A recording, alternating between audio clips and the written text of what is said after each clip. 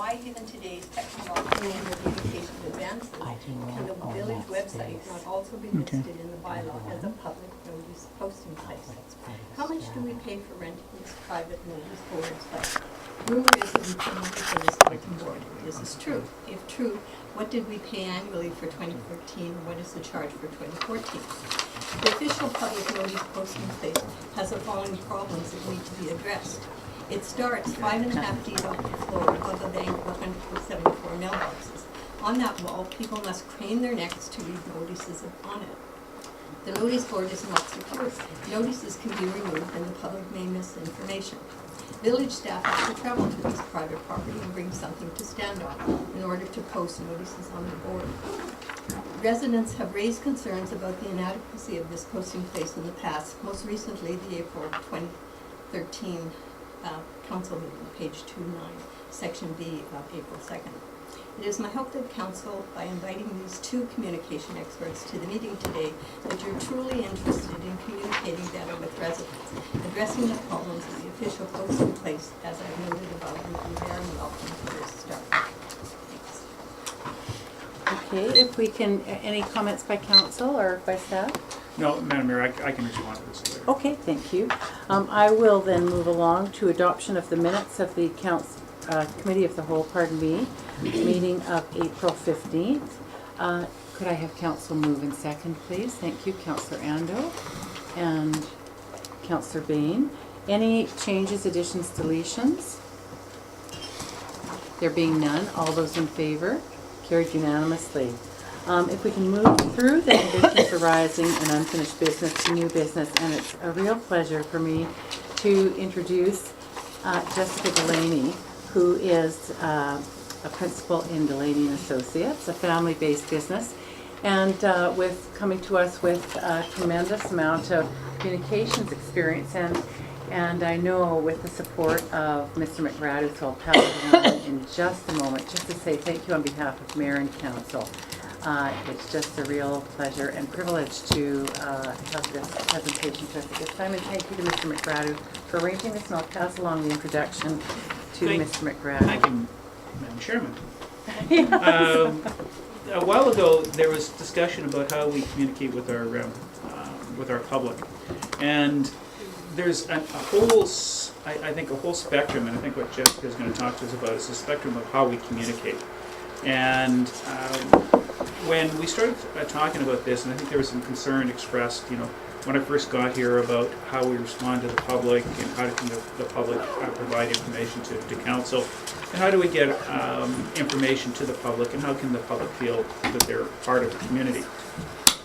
And so a while ago I mentioned that it would probably be appropriate to have an informal discussion through a committee of the whole about how we communicate, what are best practices about communicating, and what can we learn from people who provide best practices. And I immediately thought of Jessica. And what I wanted to do is give you a little background on Jessica. Is that when I arrived in West Vancouver, we did have a manager of communications, and it's an extremely difficult job, to say the least, because dealing with elected officials, you're never right, because somebody's always going to interpret what you say differently, and so and so one of the challenges is that there's always the comment, well, why didn't you anticipate that, or why didn't you anticipate somebody saying this, or why didn't you, or how come this happened when this could happen. So that was just one issue that we were dealing with, and I can explain that Mayor Goldsmith-Jones was a very active person involved in a lot of different parts of our community, and wanted to be very upfront. One of the things she wanted to do when I first got there, when she first got elected, was to develop a new vision and strategic plan for the organization, which meant that we had to go out and communicate and talk and engage our citizens. That's just one area. That's the mayor, and then we had members of council. We then had a number of different businesses within an organization. We had the police department. I think you've all read about the recent issues in the West Vancouver Police Department. We have the fire department that has a very militant union. We have the finance department. We have, and I don't know if any of you understood that West Vancouver has a very, or had a very engaged community that dealt with taxes and how the municipality dealt with its finances. We have a very engaged and a very good community services department. West Vancouver ran a number of community centers. We have a very active seniors area and organization. So West Vancouver, and we have a transit union. So West Vancouver is a very complex organization. And the challenge is how do we get our communication, how do we engage our citizens and so that they felt that they were being listened to, or how do we get our message out?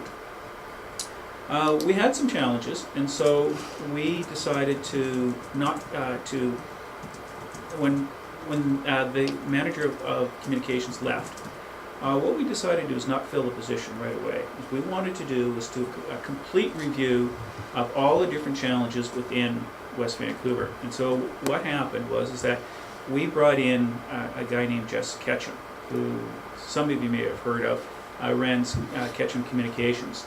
And we asked him to help us look at what really are the communication challenges and needs of a municipality.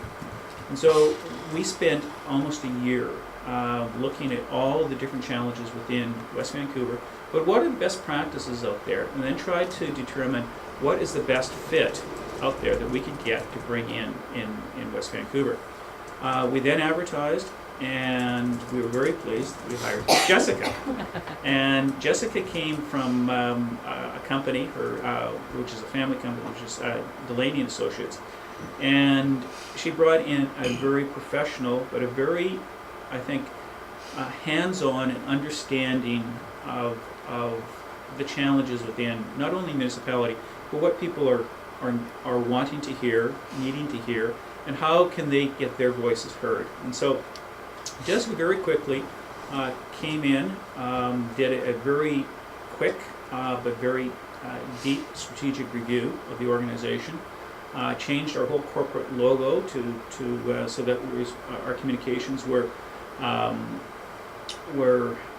continuous and I guess more strategic. We revamped our website, and Jessica spent a lot of time preparing for that transition. She worked closely with the City of Vancouver and got their, how many $1 million? Their $3 million website? $3 million website for less than $100,000, I guess. Yeah. Less than $100,000, because of a lot of work that she did and her understanding of what is needed within a website. And how do we start using our website more for a communications tool, but also for people to understand what's going on in the municipality. So I think our needs are probably no different in Lions Bay than other places. And what I'd like to do is to look at how we communicate, how our citizens would like to be engaged, and as was pointed out a couple of minutes ago at the beginning, what are the more appropriate ways to communicate with people, and how can our citizens and residents communicate with us so that they feel that they're being listened to. Not everybody is going to fully accept what is being communicated, but at least there's the opportunity. So when I contacted Jessica, and asked her what she would charge, without too much hesitation, she said she would do this pro bono. She's not charging us, and I think that is incredible that she has taken her time. Now, I must say that Jessica is chosen to go on maternity leave about a year ago, and then decided that family life and that her own family business, which is a national communications company, is where she wants to be. So we are extremely fortunate, in my opinion, to have Jessica come and make a presentation with us and try to answer any questions. So thank you. I'll do my Thank best. you That's very much. That's a hard introduction to follow. And so I don't know, do you generally take questions at the end of a presentation? Does We that- can, we normally ask if there's a preference, actually, Jessica, Sure. and if somebody's just burning inside, if you'll just Sure. accept their Sure. question. Absolutely. So we'll have questions at the end or whenever you would like. So today's presentation is really in two parts. The first is about communications, and the second is about community engagement. And the nuance and the difference that we help our clients work through is that communications, the decision has already been made. So there's something to communicate. Pay your taxes by X date, right? Versus an engagement, which is help us understand where you feel the tax level should be. And so really we go back to the decision statement. So those are the differences that we look at, and this is sort of how I've broken up the presentation. So the first half is going to be really about effective communications, challenges and things that we can start to consider right away to improve communications, and the second part is about community engagement. What is it? What are the challenges? And what are 3 easy things we can start to look at quickly? So without further ado, effective communications is that the people who matter to your business get your business. Whether you are Volkswagen or you're a local business, you're a municipality, at the end of the day, the people who matter to your business, you want them to understand what you do and what you can do for them. So it's really as simple as that. In a commercial setting, some people would call that brand recognition, brand equity. You know, why do you decide to buy a Volkswagen over a Honda? Right? There's something in that that speaks to you and makes you make that decision. But really from a municipal standpoint, we really want residents to understand our business and understand how they fit into that business.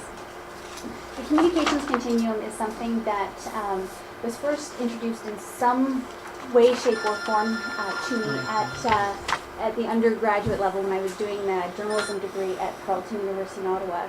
We've refined it and we've shaped it a little bit differently. But this basically speaks to 4 steps when we communicate. Awareness being the first one, so making people aware of the tax deadline, for example. Motivating them, what's in it for them, that's the with them, right? So why do you pay your taxes? Because you need to contribute to infrastructure that matters to you and your family. Instructions, very simply, pay online, drop off a check, e-payments, the instructions of how to pay your taxes, and the action, pay by X date or receive a penalty thereafter. And so what I'm going to say next might seem controversial, I hope it's not, but that most communications activities are never really about just raising awareness. We have clients sometimes who come to us and say, we want to raise awareness about a social issue or about a product. And I said, no, you don't. You want people to buy your product, or you want people to take an action as relates to your social issue. If you think about Mothers Against Drunk Driving, they don't just want you to be aware of the dangers of driving under the influence. They actually want you to stop. They want you to plan ahead, you know, have a DD, take a cab, take public transit. And so they're providing you with the instruction around how to take an action or a changed behavior. And so this is an important thing to keep in mind whenever we're communicating. And it seems very basic, but we can often get caught in a rut of communicating the same way we've always communicated, or losing sight of the end action because it's so familiar to us. We know our business, and so we assume that other people do as well. Okay. What's in it for the audience? This goes back to the motivation. And to know this, you have to know their needs, their fears, or their values. And sometimes a combination of all of them. And so from, again, a municipal point of view, it might be that their needs are for a predictable tax rate. Their values might be that they have a safe, clean, secure community to raise their family in. And their fears might be about lack of financial stability or escalating costs of living. So once we know these things, we can actually work to develop messaging that speaks to them at a really deep level. So I'm going to try now to show you a little video. It's provocative.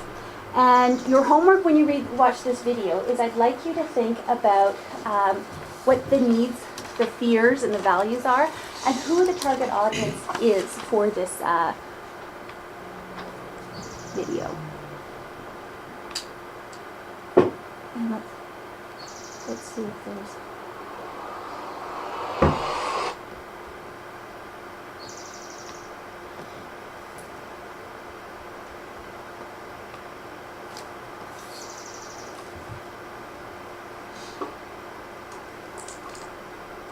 okay?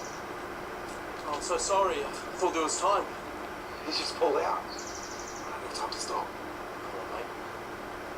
It was a simple mistake. You know, if I was going a bit slower. Please. Put my boy in the bank.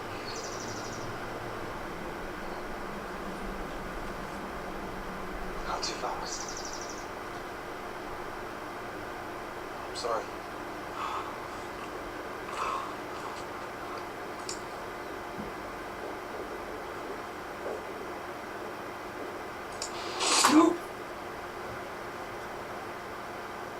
So this video received 9 million views, which is more than all the people in New Zealand. It was developed by the New Zealand Police Department. Who is the target audience? Speeders. Specifically men of a certain demographic who have children. So they spoke directly to their values and their fears, and this has been an incredibly successful campaign in terms of raising awareness about speaking rights. So there's a little bit of research that goes into understanding who your target audience is and understanding what's going to speak to them to drive them to the action, which is to reduce speed in this case. So a fairly compelling public service announcement, I would say. Any thoughts on that before we move forward?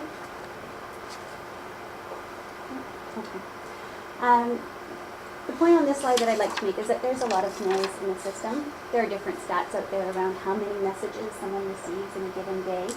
They vary anywhere from 3,000 to 10,000, and that includes all different kinds of media that come at people. And so whenever you are going to communicate with your audience, it's important that you use your time wisely because it's very limited. And you don't know what other noise in the system or what other messages they are receiving. And so how do we do this? Speak to your audience in a way that you would like to be spoken to, and to know that it's about your audience, not about you. And I think I said this more than once to the West Vancouver Engineering Department. I would say it's not about you.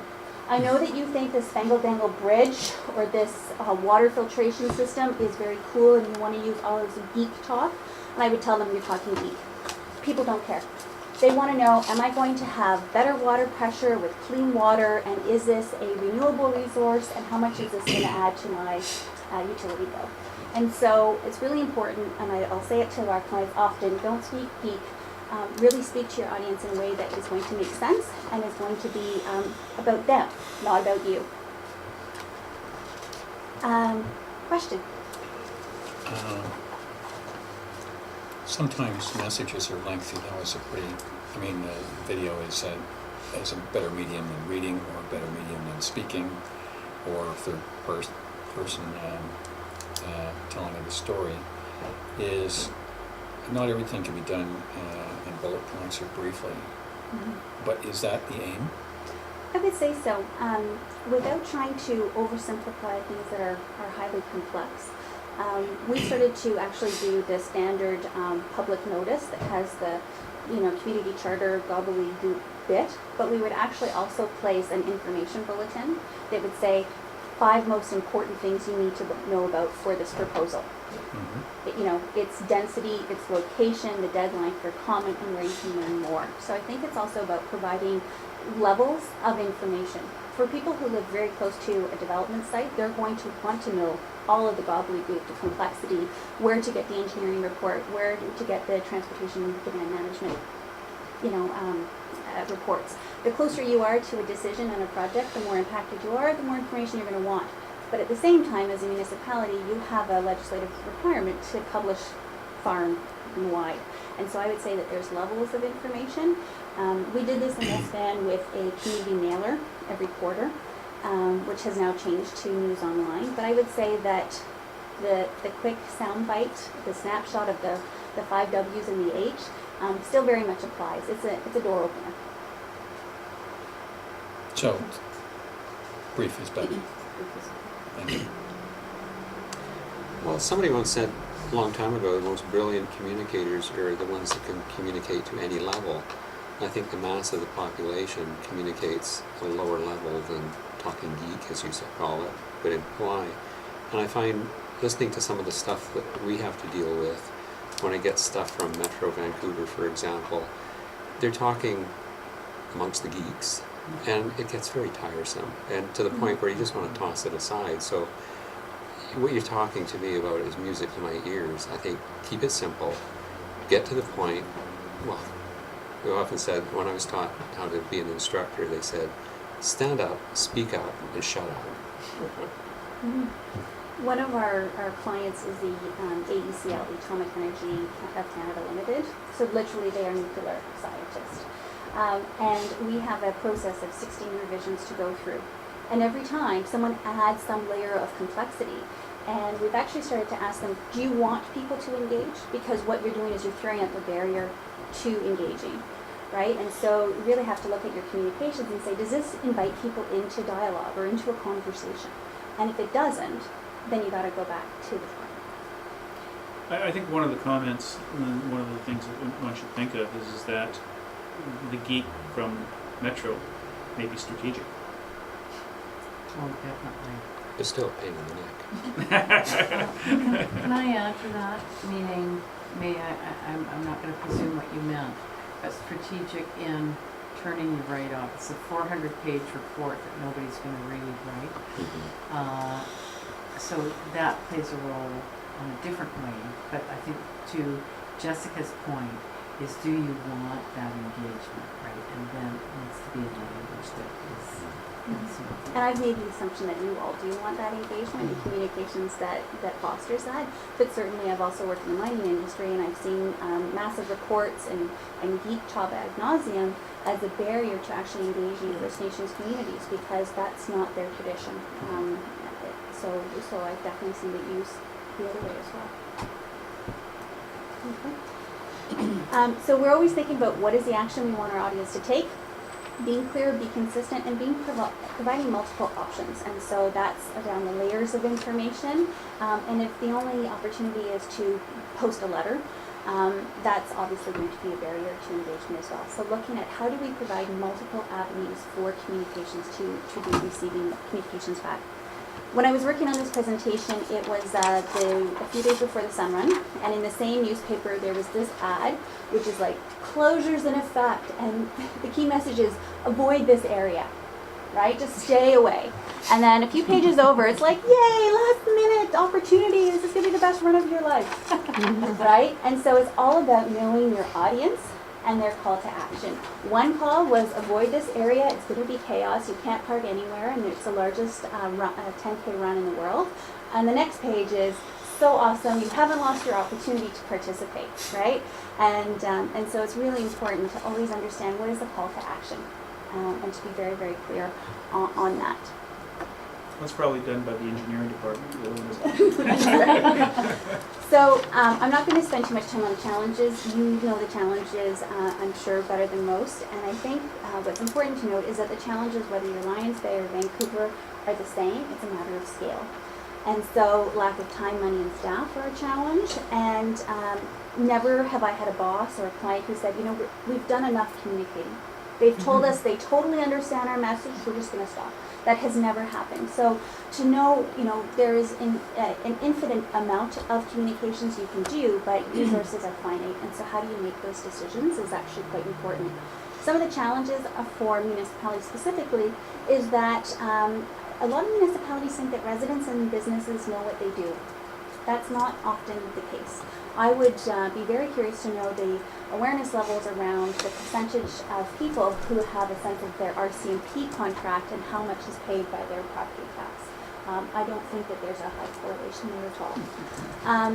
Often municipalities forget that residents are customers, and they do this by not having information as accessible online, having limited hours, and this can be a challenge.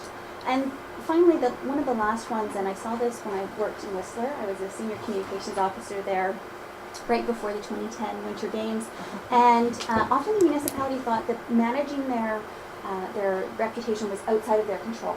It was always something being done to them. And the reality is that your reputation is one thing that you actually have a high degree of influence on. And what that means is you need to correct inaccuracies and errors, because if you don't, they become the truth. So 5 things that you might consider doing today to improve your communications, taking a customer service approach to your communications, and making it easy for people to ask questions and get answers, and then asking people for immediate feedback. So if it's at the front desk, did I answer your question? If it's online, following up 2 days later and saying, was that email clear? The nice thing about a smaller community is that you actually can track your queries, and you can reach out and actually identify the people who have questions and know whether or not you are doing a good job. You can apply the communication spectrum to your communications activity, and that means really being specific about what is the action we want people to take, and how do we make that crystal clear in all of our communications. Writing communications material based on the spectrum, 4 steps. Raise awareness, motivation, instruction, action. It can become fairly formulaic, but it doesn't get old if people continue to take the action. Okay? It's about not reinventing the wheel every single time. Focus on effective communications instead of volume. I have had clients who said, I want a new website, I want a social media campaign, I want TV, I want radio, I want, and they don't have the budget. And it actually doesn't matter, because even if they did have the budget, they don't need that, because they have a very specific target audience. So really think about, let's do the best job we can with the tools we have, and not look to have a plethora of ineffective tools. And then finally, monitor what's working well and do more of that. It seems really basic, but if you have a local newspaper that is being well read, and you know that, then go with that. If you have posters that you know are being seen, or perhaps not seen as easily as they could be, then work with that. So it's really about monitoring what's working.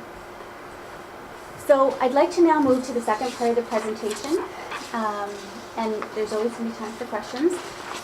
This is the International Association of Public Participation Spectrum. It's called IEP2, and it is the global standard for public participation. So when we talk about P2 is public participation. And this is basically a scale or a spectrum of public involvement in a process. The first level is informed, and that's really the last spectrum we talked about. But the premise here is that people cannot be involved in your process if they don't understand what it is. I can't comment on taxes if I actually have no clue about, where the reserve fund is, what the capital plan is. I can't participate if I don't know. And so you'll see that the first level is informed, and the promise to the public is that we will always keep you informed. So that's what it says. It stops and ends there. It doesn't say that we're going to take your input. It just says we will keep you informed. And then it gives you some examples of techniques. The next level of consult, though, is that we'll keep you informed, we'll listen to and acknowledge your concerns and aspirations, and provide feedback on how public input will influence the decision. So, for example, if you have option A or option B for road repair, and one could be a diversion of, that will last 30 days, and another one is only going to be 2 weeks, but it's going to cost more money, you could consult the public. It doesn't mean that it's binding, but that you will consider that input. And that's a different level. The next level is involved, and here it is that you will work with the public to ensure that their concerns and aspirations are reflected in the alternatives developed. So instead of coming to the table and say, is it going to be A or B, you work with the public to find out what A, B, and C are. Collaborate is the next sort of level up, and it's looking for advice from the public. And finally, empower is really just that. We will implement whatever you decide. And an example of that is on Bowen Island. With the last election, they had the opportunity to become a national park. And a part of the process in Parks Canada is that they need to have majority buy-in from the local community to have a park. They don't want to spend a ton of time and money trying to push a park on people who don't want a park, and it failed. So it basically said, whatever you decide, we will implement. And a referendum would be an example of that, so something on the ballot. So what is important with this is to consider that engagement is a dial, not a switch. It's not something where you say, we will engage the public on this, but not that. It's all about levels of engagement. And when we see this spectrum here, the goal isn't always to get to empower. It's not that one end of the spectrum is better than the other. It's really to be crystal clear with your public to let them know where you are on the spectrum. Because where organizations fail is when they say, we're going to consult you, and then they don't listen. They don't take any input at all. Okay, so it's just about being very crystal clear about where you are on the spectrum. So remember, a dial, not a switch. So why is this important, and how are municipalities challenged? Well, I did some digging, because I haven't actually looked at the community charter in probably about a year. I've been reading bedtime stories, not the community charter. Both what you do. And section 83 says, council may seek community opinion on a question that the council believes affects the municipality by vote or any other process that council considers appropriate. And then the subsection says, however, this will not be binding on the council. So this, for most publics, is completely inadequate to actually represent their needs at the decision-making table. So this is a challenge, because this is the legislation that guides councils, but communities say, hey, this isn't enough. This isn't going to cut it, folks. And so the second challenge for most municipalities is that there are mixed understandings, both internal and external, about what engagement means. So people use the word public participation, engagement, stakeholder relations, public engagement. What does it all mean? And one of the things that was actually challenging in West Van, I think we got there, was we were looking for staff to write reports with consistent language so that council could understand it in consistent language. So that if the director of planning said, we will consult the public on X, then council could say, well, I'd like a friendly amendment to say, I'd like you to actually involve the local community, but consult the broader community. And we could say, okay, well, that's going to cost an extra $2,000 in mail outs in an open house. But at least we could be talking apples and apples, or even just fruit, right? And so that's a challenge, because your understanding of public involvement could be entirely different than a resident or than a business owner. And so that's a challenge. The other thing is the decision-making processes of municipal governments are not well known or understood. And so that's also a challenge. So why do I have to put it in a letter? And what is the deadline? And so these sort of processes are not well understood. So 3 things that we could start to do, I would say reflect on as a council and as a community, is to develop a community-specific spectrum of engagement and engage residents on that. So the IAP2 spectrum had 5 levels. Maybe here there's 3, maybe there's 6. But if we start to develop common understanding about what we're doing, then that's at least we're in the ballpark, right? And so you're starting to understand, well, we want to consult people, but they actually want to be involved. So there's unmet need there, right? So how are we going to develop a process to meet that need? The other one is around writing staff reports or public information using consistent language. So when we say consult, we mean consult, and this is on the website what it means for us. And then if that doesn't resonate with the public, they'll let you know, right? And recognize that there are levels of engagement, and to bring that into the planning process. And so I think one of the best examples, no matter where I've worked or who my clients are, was with West Vancouver on our public safety building, where we're co-locating police and fire. So very, very early on in the planning process, we said, okay, how are we going to engage our stakeholders, which are the fire and police department, and their legislative requirements, but how are we going to engage the local neighborhood and the broader community? Because this was a really big change. And we actually, working with another director there, identified 3 areas where the public could be involved. And that was on how to fund it, if we were going to in fact co-locate police and fire, and the location. Because we determined that a variety of options could work. And so we built a process on that. So with that, I've tried to go fairly quickly, just because I don't want to take up too much of your meeting, and I know there might be questions. I've thrown a lot out there, but I am happy to take any questions, and if you have questions after the fact, I'm also happy to take any emails. Thank you. Thank you very, very much. Let me just open it up and ask council and staff if you have any questions. Yes. I was wondering about the communication means. There's been some talk about e-posts and all this, and how much of the village we cover, and because there's a fair amount of our population isn't even on the internet still. So have you found a general means that would work in a community like ours without having to study ours, or? I think one of the first ways that I would go about figuring out the answer is to ask people. So it could be a survey online, it could be a survey in the local newspaper that they can cut out and drop in the mail slot. A survey that doesn't presume the answer. So that means that it's available in hard copy at the cafe, at the post office, and making it easy for people to give you those answers, because it's not about what works for the administration or for the village or for the council, it's what works for the community. So I've always found the best way to know is to ask people.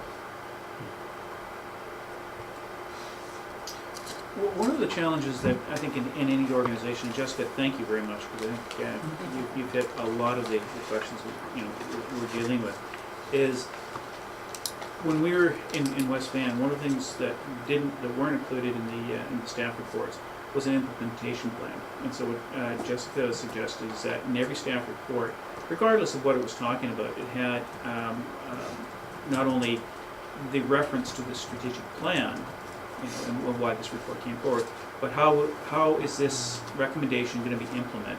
And that could be as simple as the Public Works Department doing this.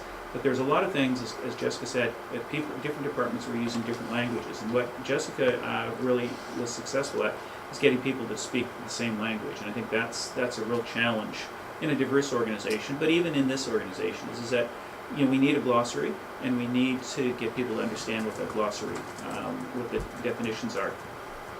We've had an issue in the last couple of days about no parking signs being put up in the village, and there's been complaints. And so when I've talked to those people, I've explained to them, I said, this isn't a consultation process, this is an information process. But I said, I will spend the time and I'll talk to council and I'll get an e-post out about why these no parking signs are being put up.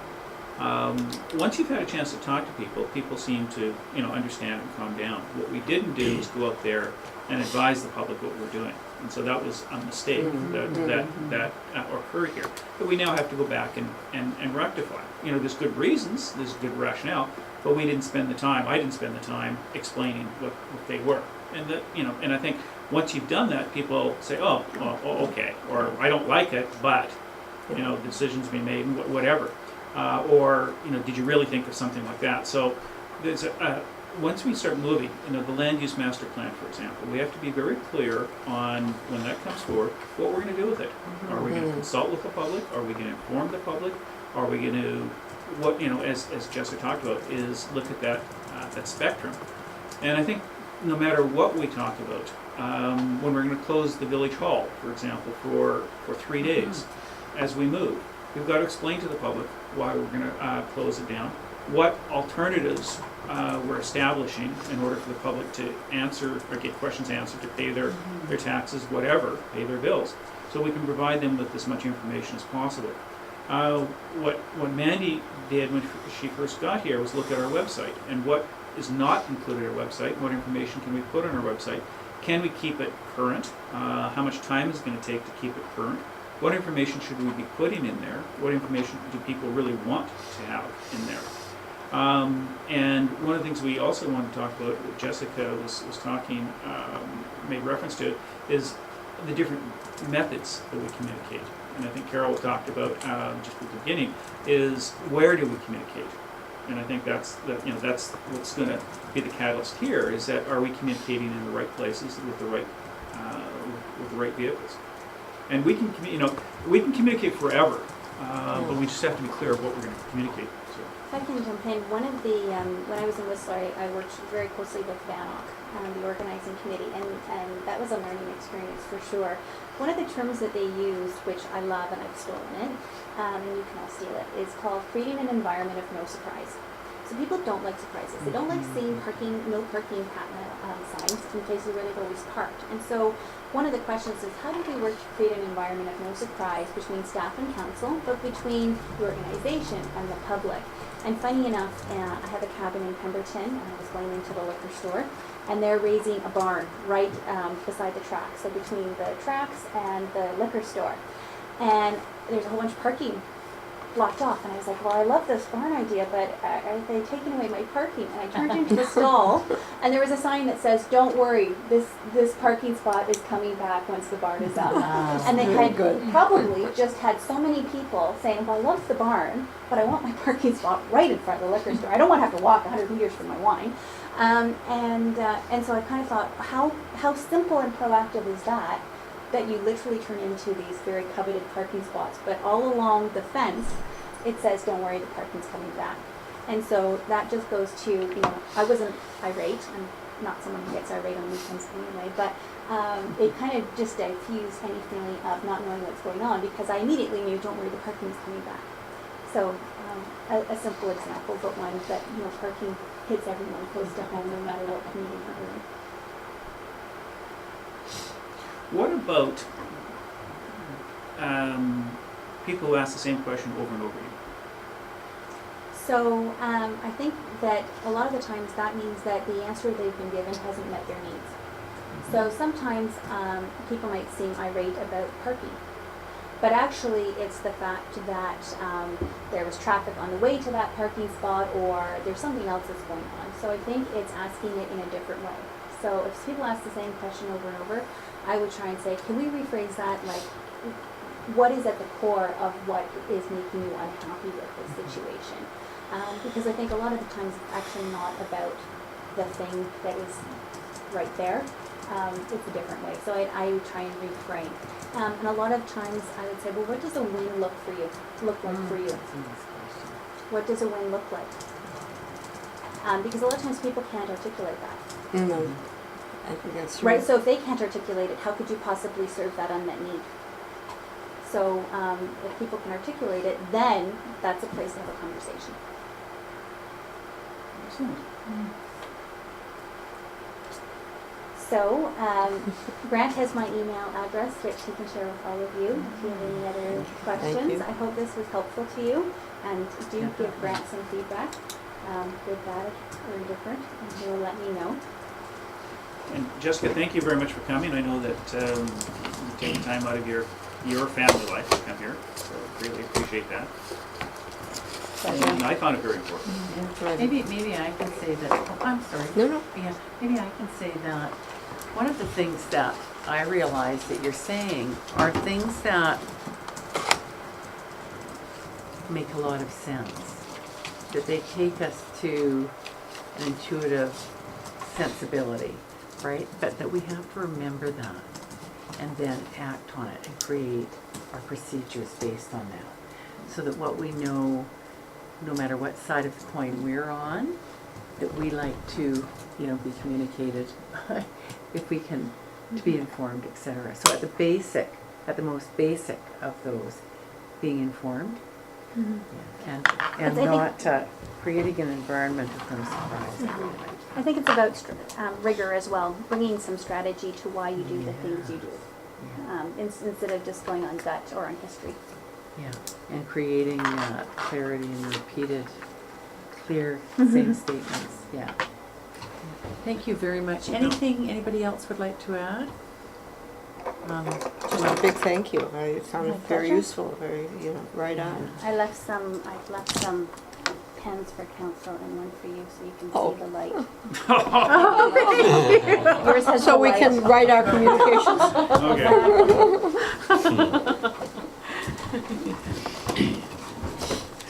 Okay, well, thank you very much. Yeah. Thank you. Thank you. Very cute.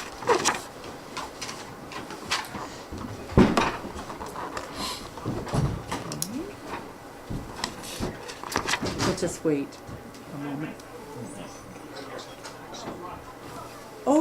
Oh, yes, I did. I think. Let me check. Did I have us accept minutes? I believe that I did. Yeah. Thank you, Minutes though. fast.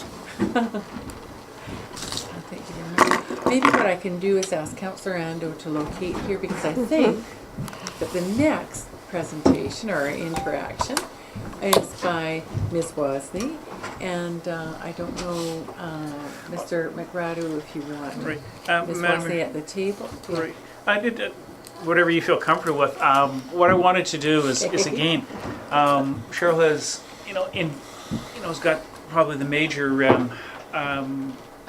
or the other, I guess, communication tool in that we utilize and the community goes to. And so what I asked Cheryl to do, if she would give us, I guess, a history of her business, why she took it over. Maybe you don't have to be too honest about it, but just explain. For the big bucks. For the big bucks, that's what I thought. But just what she feels is working with that, and for us to, I guess, get a better understanding.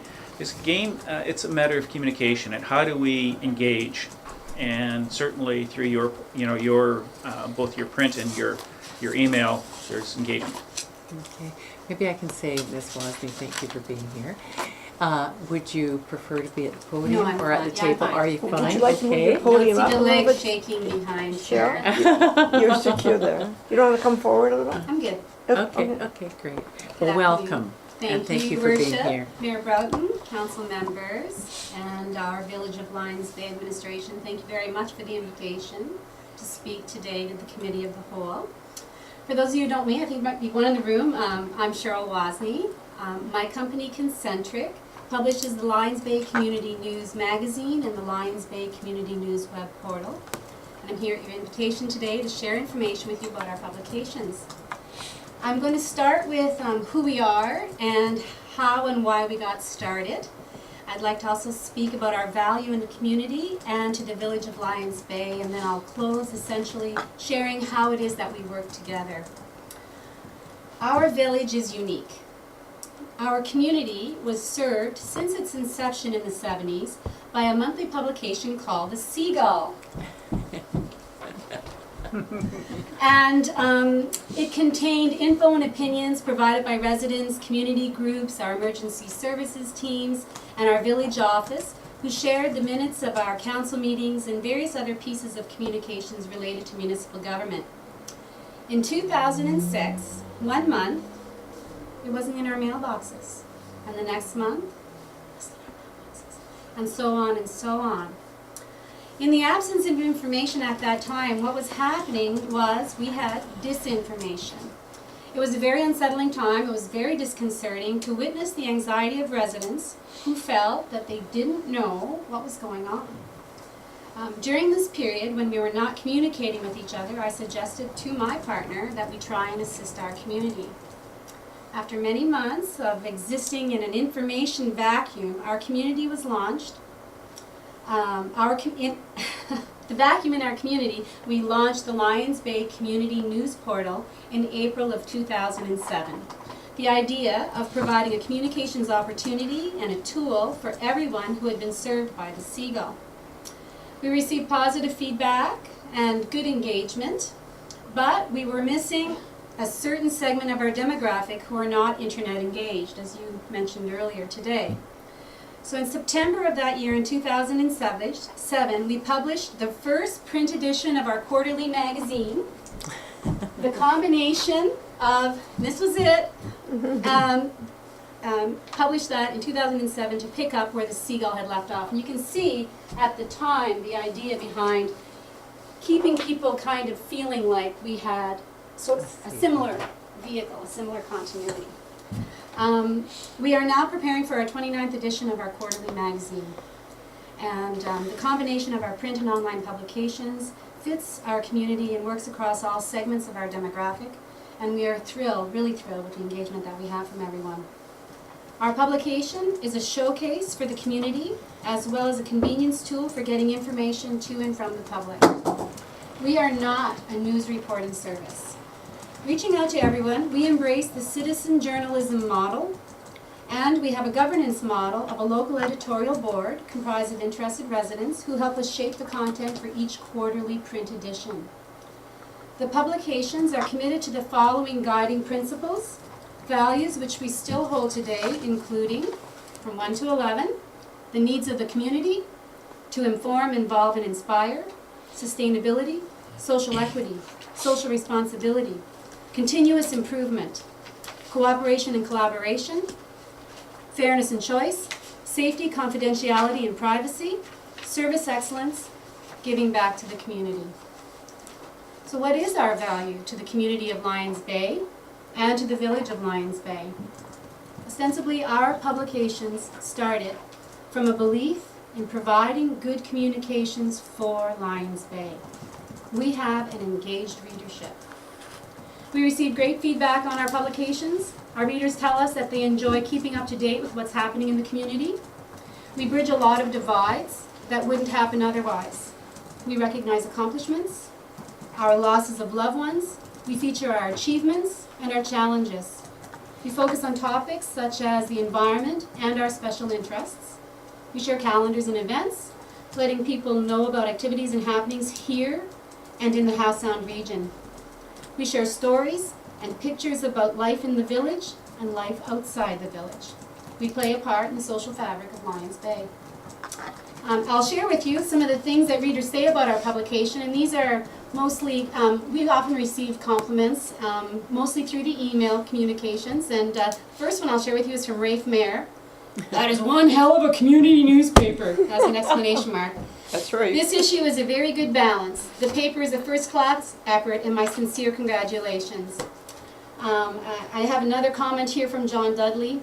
Friends and family visited last weekend, and we were staggered when I showed them the latest copy of the Lions Bay Community News. They couldn't believe that something so spectacular is created right here.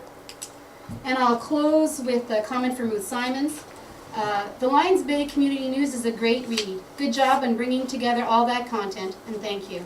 There are others, but I'll leave it at that. I'd like to share with you now the legacy of publishing in Lions Bay and how we work with the municipality.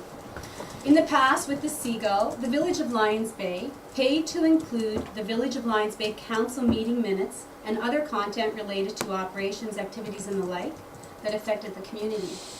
These paid content pages supported the Seagull publication, along with all the other content, which was free from various community sources.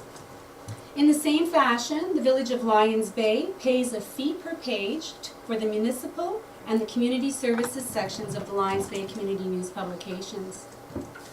The municipal section contains articles and content from our councillors and from the Village of Lions Bay staff and our administration, provided in as ready a form as possible, and we work together to get that info properly represented. I won't name any names.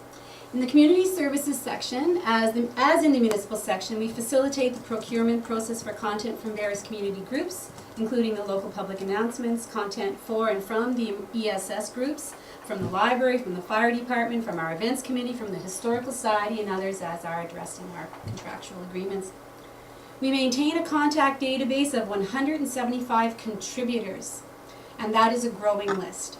We reach out to our contributor base prior to each Lions Bay Community News quarterly print edition, and we request new content.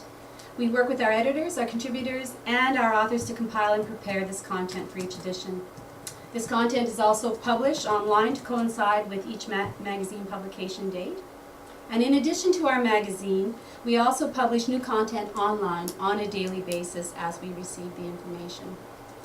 We are a recognized news source by Canada Post, providing a mechanism for the village to deliver their information to every home, every mailbox via Canada Post, even the ones with a little red dot, which is really wonderful. We also publish a special election edition during each municipal election cycle. So what does the future hold for us? Further great engagement, thank you. And we continue to invest in the community. We plan to release a new version of our Lions Bay Community Online in 2014, this year, which will include robust versions of our digital platform and enhanced community engagement opportunities. We're working on that right now. We expect our contributor base to continue to grow, and we continue to be a vehicle for advertising in our community to and for. It has been a great honor to continue the tradition of communications in our community, meeting and engaging with our residents. We fully appreciate the support of the Village of Lions Bay, and we look forward to continuing to build on the good relationships that we've established. I have a number of our publications here, starting the last couple of years. If anybody would like to see any of them, I'm happy to share them with you. You can always find us online, available in your web browser, your tablet, your smartphone. And if there's any questions, I'd be happy to answer them. Thank you so much for your time today and for the invitation to speak to you about our publications. Thank you very much, Cheryl. Ms. Wozni, if I can just ask council, do you have any questions, or staff? Joanne, do you remember? Oh, I sure do. I So thought A lot that of was us were Joanne. I'm at wearing this my table were trifocals. here. I'm a hoarder. Yeah. I have stacks of information and papers, and I pulled this out today to share with us. This is where we were.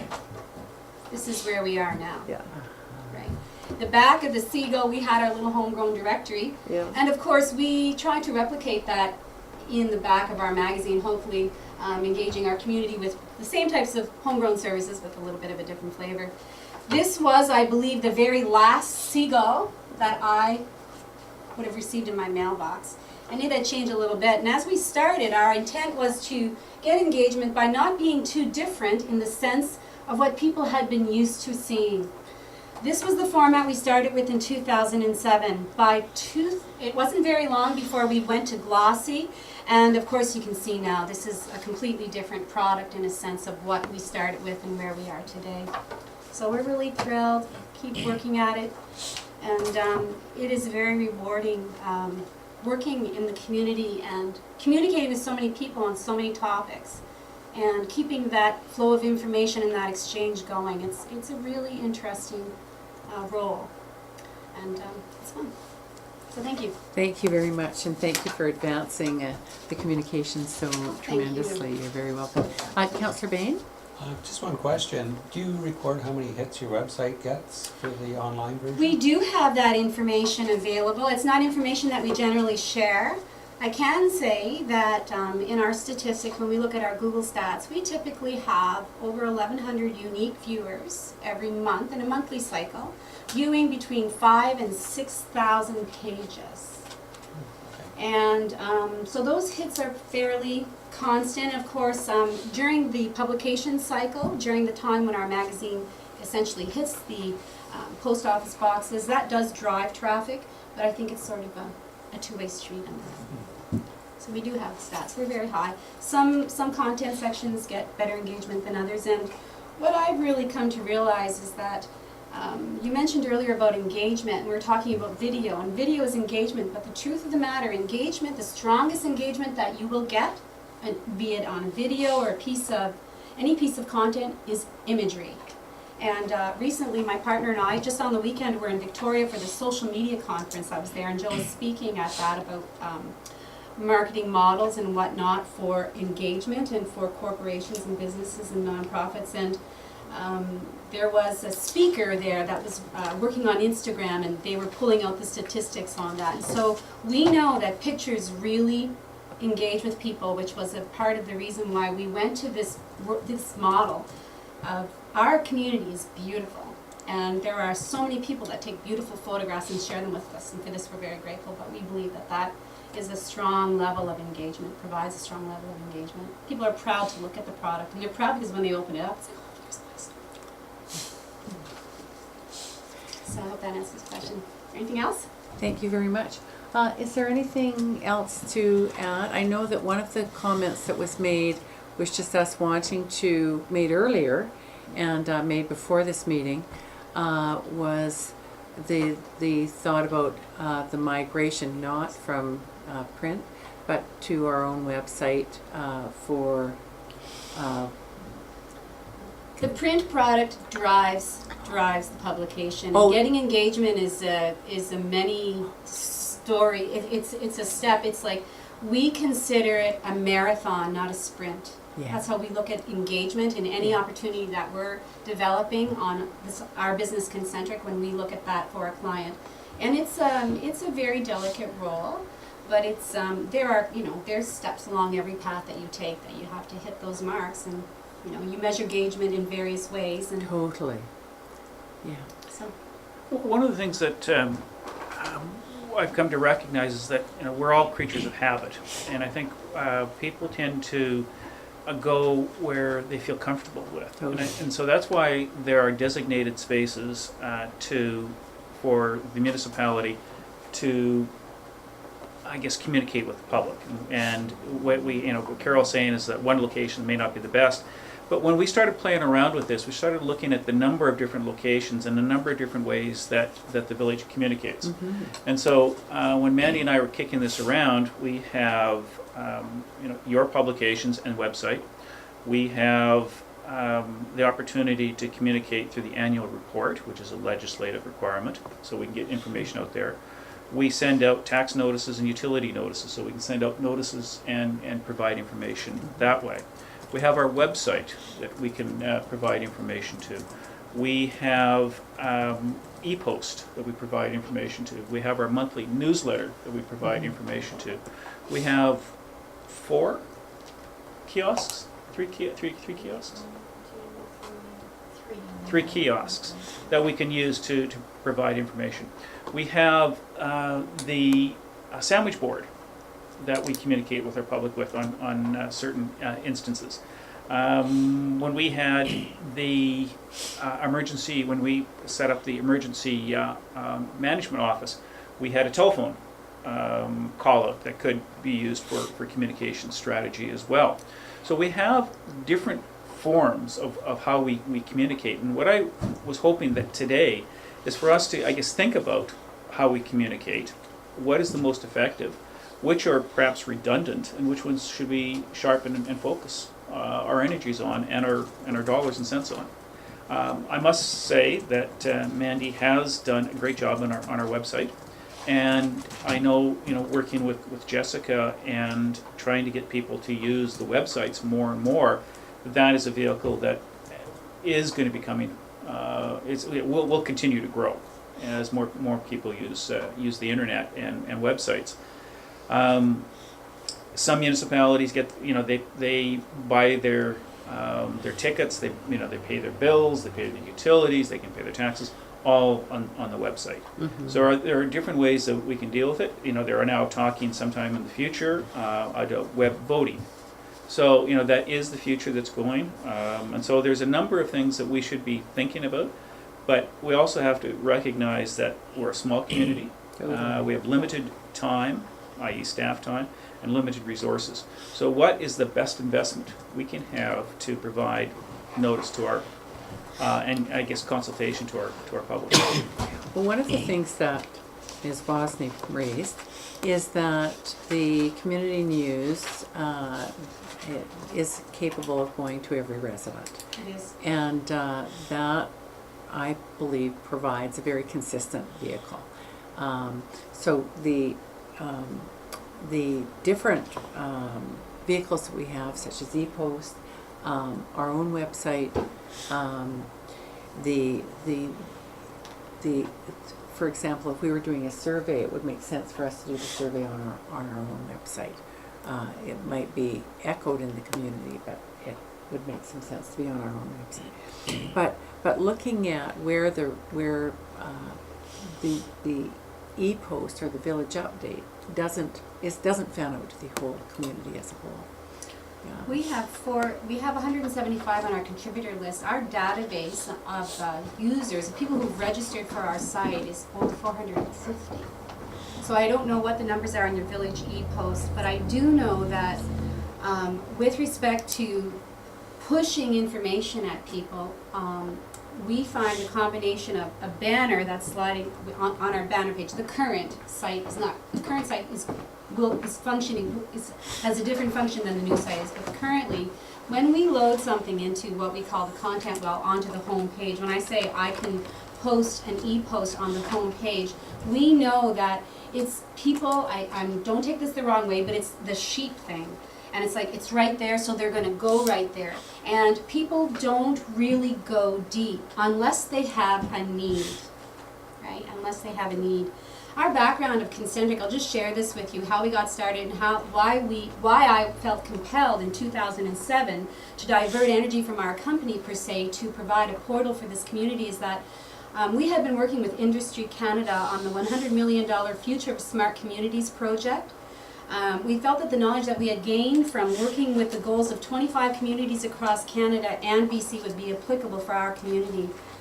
We also have extensive experience in publishing, working for many years with Pack Press, then to Hollinger, and then to CanWest, enabling them with digital technology products such as Canada.com, Driving.ca, and other products and services over the years that also integrated into their print products. So we are very long in the tooth in this experience, which, and I'm very personally passionate about communications and good communications. And when you have good communications, it creates the harmony that I'm always trying to get in my life. So I just knew that at that time, not having any idea that we would be where we are today, but just simply at that time feeling that there was such a critical need to get this community feeling like they were bound by a vehicle, whatever that vehicle was. And indeed, the Seagull did do that for many, many years. And over a variety of people hosting that as their product, various editors. And I think at one time, even coming from the office here, at one time possibly, the Seagull was published by our back office functions. So that was a little bit before my time. It definitely was, That was a yeah. little bit before my time, so. Yeah, definitely during my, including my time, I would say, yeah. Very good. Yeah. So, any? Well, just as a comment, I think, I guess the purpose of today was really to get the creative juices going, and to think about it, and particularly as we go forward with the land use master plan, because I think that's critical how we get that information out to the public. I think we can, just rethink, and I guess consider, a few things. And I mentioned the parking, the no parking signs. That was, a good example of not doing it the right way.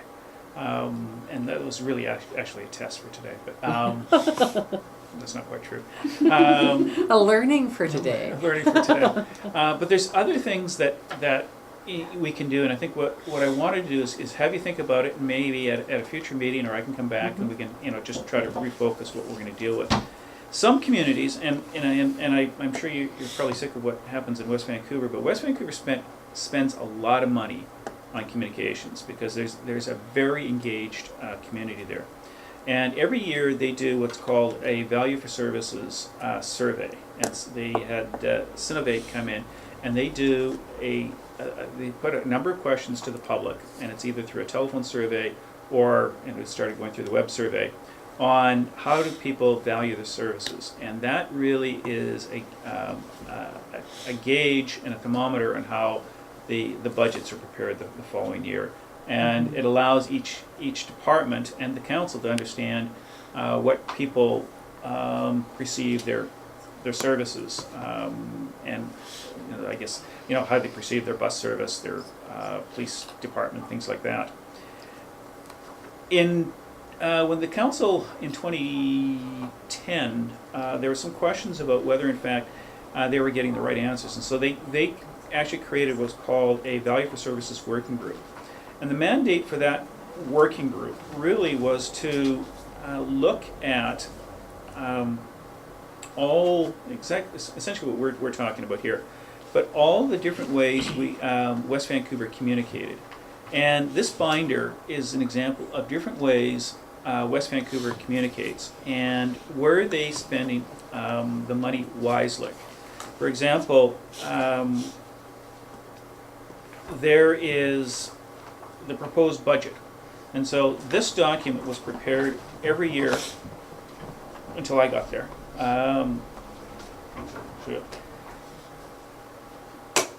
And pull it out for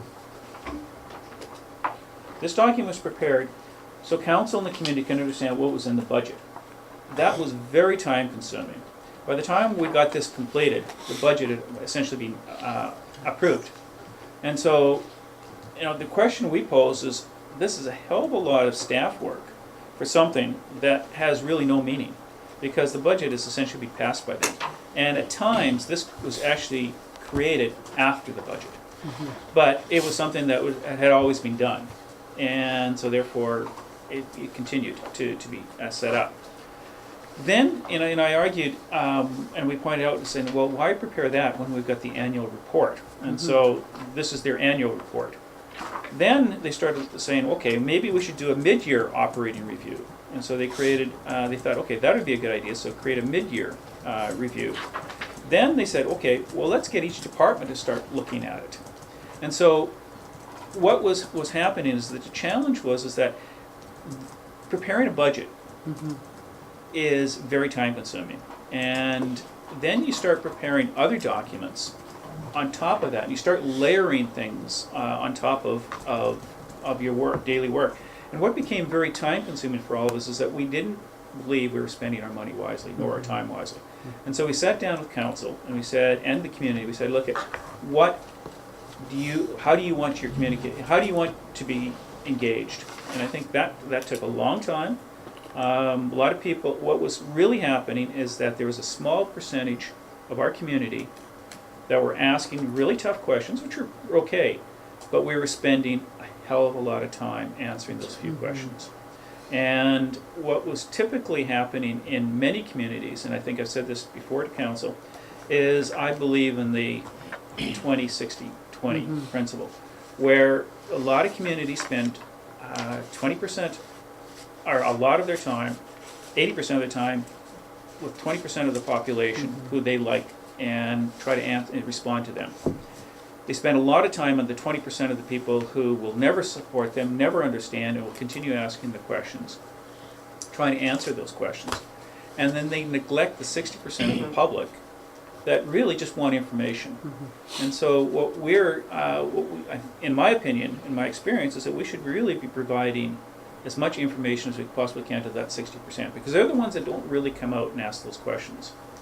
And so, even though we're a small community, we do spend a fair amount of time and money. And so what I just wanted you to do, and what you've asked, is to think about how we communicate and where we communicate. Okay. Any further comments or questions, Councillor Bain? Just to Grant's point, I was just wondering about the 20 and about the question was asked about people who asked the same questions. Well, what does a win look like? How much energy would you put in to find out what the win would look like for those people that are, rather than being marginalized by focusing only on the 60%, how can we recraft our communication to find out what a win would look like for them? Maybe I'm not communicating this very well at all. I'm sort of thinking on the fly as I'm saying this. One of the things that has been, that Mandy says to me is, let's provide the information, because I think there's, what typically happens, as is pointed out, is if you don't provide the information, they're going to do Freedom of Information requests. So let's provide them with information up front, and it saves us a lot of time afterwards. So we really, and what Jessica stated is, sometimes they ask the question, but they're not really asking the question. There's another reason for that question, or they're trying to get at something else. One of the things that I found throughout my career is the majority, and I'd say it's a tough job being an elected official. It's a tough job working for local government, or for any level of government, for that matter. Very seldom have I ever seen a conspiracy. Very seldom. And I think, if we can be as truthful and as communicative as possible, I think it's better for all of us. And I know that's been talked around this table, but there are certain things that we try to get done because we're just small. And sometimes we just don't have the time to provide all the information that some people want. And so sometimes you just have to inform them rather than consult with them.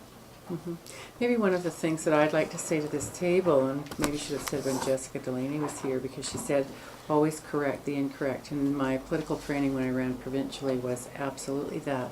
But sometimes, as today, I'm in a double bind in correcting the incorrect, because it would breach some other thing. So the page before you, there's incorrect information, but I'm not, I'm in an odd position where, I'll provide. Yeah, exactly. So I want to say that there's some information sometimes that's in the, so one of the questions that maybe I'll take to Ms. Delaney is, when do you not communicate? Because it just doesn't lead to an end of the communication.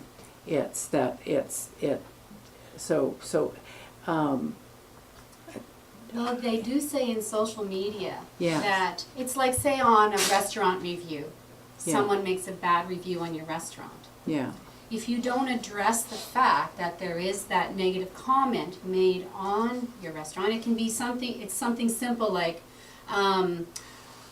thank you for your feedback, we're sorry to hear what happened, but you create sort of a standard response to the negative comment.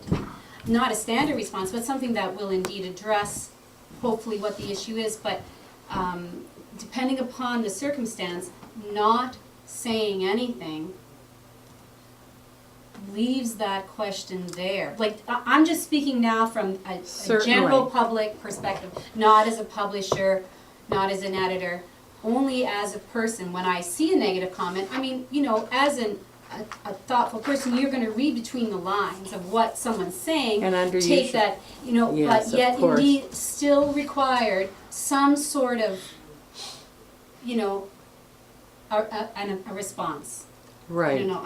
So just- that's right. And if there's a bind where you're bound by Absolutely, protocol that's right. to That's not something different. provide a That's something response. different. Right, exactly. It's not really a restaurant example. With all due respect, there's protocols that I'm bound by as mayor, Absolutely. that if there's that niche, where the person can't actually respond. I There's that understand. niche, if the person finds that niche and uses it as a gold, a vein of gold, then that is difficult. That's a challenge. I That's all I'm understand. saying to this table. That's a complexity that's not in the spirit of small community at all. It's a complexity of protocol that is there. It's a binding of protocol that's there. So it's not, unfortunately, an example like the restaurant. And so just to let you know as the publisher, that is what the mayor and council members Absolutely. are bound by. I'm very well aware, I very well understand that there are often times when we are not able to respond directly.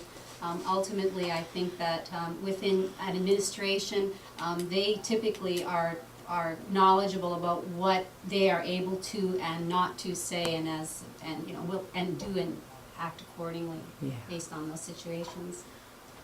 Madam Mayor, Thank you. on a very positive note, Mandy just handed to me that our Lions Bay website, since the same time in 2013 to the same time, January to April in 2014, the number of hits has gone up over 8%. Oh, isn't that great? So, you know, people are starting to, more people are starting to come. Fantastic. Thank you. Yeah, thank you very much for that information. Okay, if this is going to Mr. McGradu, if that's all, and then going to council. One item we did not talk about, and I think it's almost ironical, is municipalities do have a responsibility to go and discuss certain things in closed session. And there, you know, the question is that what is being discussed in closed session that should be discussed in public, and is that public business? And so the charter is clear on what you can go into closed meetings for, and sometimes it's not black and white. And we've been caught a couple of times about, you know, quoting the wrong chapter and verse, but there are items within, the business of the municipality that need to be discussed in closed session. What council had asked, though, is that if we can consider after, you know, at the end of each of those closed meetings, what can be disclosed to the public at the appropriate time. So as we go into the closed. Thank you Okay. very much. So thank you very much. It's Okay. Thank you. Any public questions or comments? Yes, Yes, Ms. Wilkie? You don't even need that. I'm just thanking Mandy. The website is wonderful, and being able to bring my little machine here with the agenda and everything on it, it's just wonderful. I don't have to go and request and pay for information anymore. Thank you. Thank you very much. Anything else? Yes. Ms. Conlon? Thank you. I would like to echo that about your website. It's great. And to thank you. Freedom of the press is very important. And so we most certainly appreciate having the Lions Bay magazine. And a perfect example of that is that on March the 14th, Mr. McGradu wrote a public notice, and he posted it on the village website under notices, and that got about 30, 40 people all wired up. Well, that notice is now gone from your website, and that's probably why I keep going back to check your notices. It's not there anymore, but most certainly it's there, and people have responded to it, and it continues to be on lionsbay.net. So I would imagine that is very important to have an open and free journalism. Thank you. Thank you very much. Okay, thank you very much to all. I'm going to call upon council for to move and second a resolution to go in camera, that the committee of the whole meeting of May 6, 2014 does close this meeting to the public on the basis of matters to be considered under the following section of the community charter. 9L, a part of a council meeting may be closed to the public if the subject matter being considered relates to or is one or more of the following.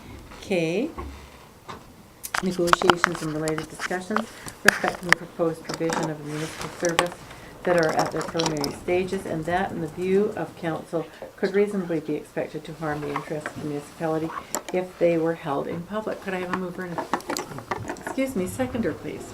Thank you, Councillor Bain and Councillor Ronsley. Any discussion? Call question on the motion. All those in favor? Carried unanimously. Thank you very much. Absolutely.